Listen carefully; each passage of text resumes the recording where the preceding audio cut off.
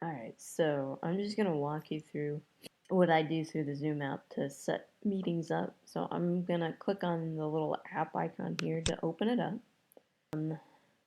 Once it connects, get this over a little bit here, you'll see here that it's showing me my upcoming meeting or meetings, depending on whether or not you've got more than one. And so to schedule one, I'm going to go ahead and click on this little home icon up here. So we've got home.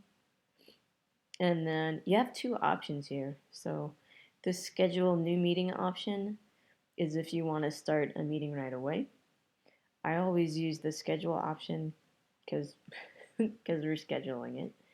So let me go ahead and click on that so you can see it. Here, it gives it a name by default, and you can change this to whatever you want to call it. And then you'll pick your date and time here. And you can pick the time from the drop down, or you can always type in a time as well if you want to. What I've done for GriefShare is toggled on this reoccurring.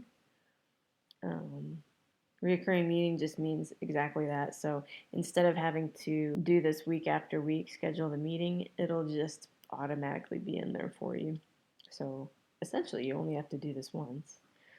The meeting ID, I always have it generate automatically.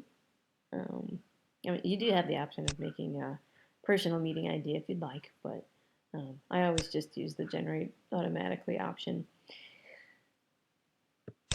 I usually toggle off require meeting password, especially for the first couple of meetings. I think in September, I think like September 21st or 23rd, they're going to require that you require a password. So here they've auto-generated a number. You can also customize this to whatever you want the password to be.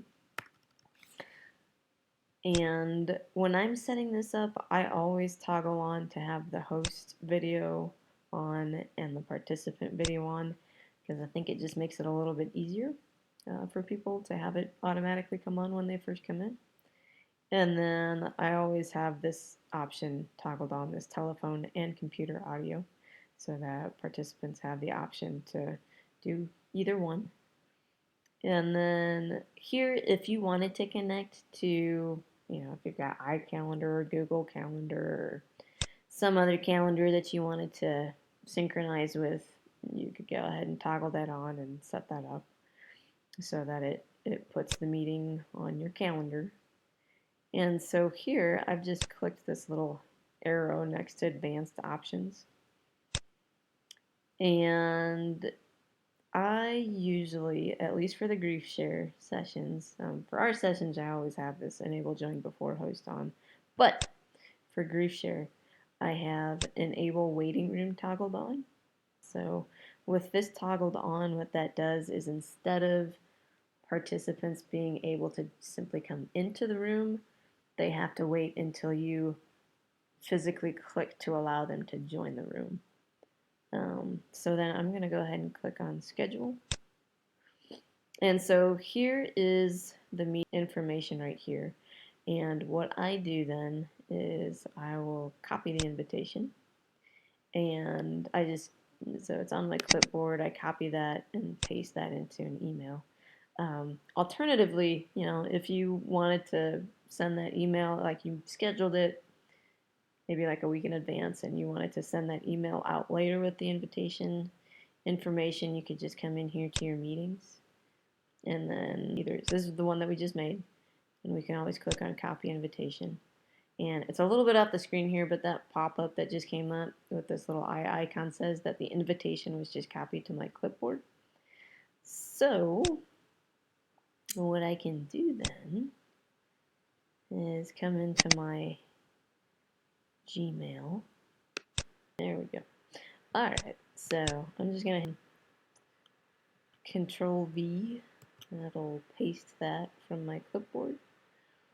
And then I usually delete out this first line.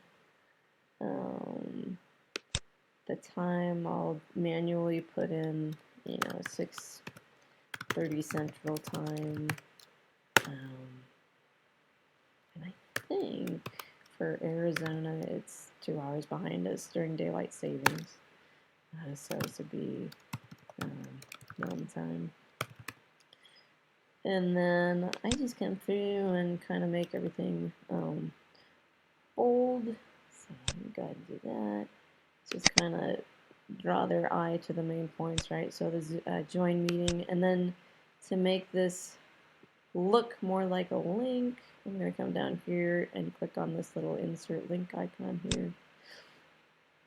And then the only number that I leave is this Chicago number here. So everything else gets deleted. So I'm going to go ahead and get rid of that. Get rid of the rest of these numbers here as well. And then I'll just add in the dial in number. Make that bold as well. We'll go ahead and bring that back there. And I usually put little dashes in because I feel like that's what people are used to seeing for a phone number. And I'll just get rid of this text here.